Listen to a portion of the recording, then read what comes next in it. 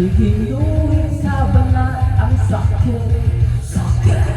Hinilang ko ng matibay ang sarili.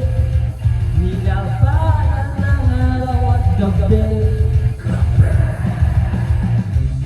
Naiiwan na ang damdamin ko.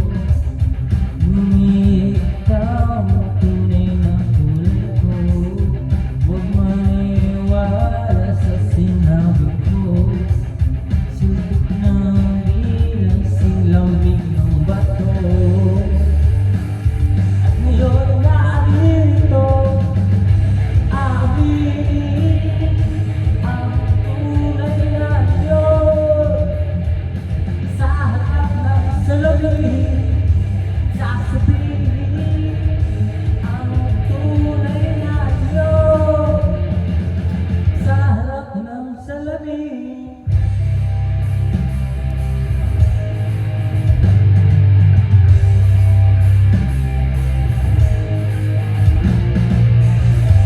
Di na iniisip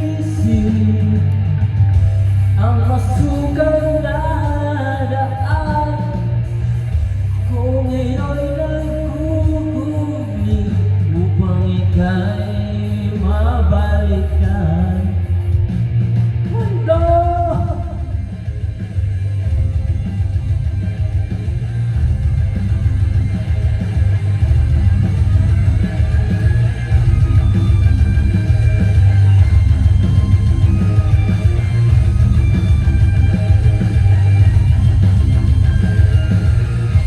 Aminin ang tunay na Diyos sa harap ng salamin.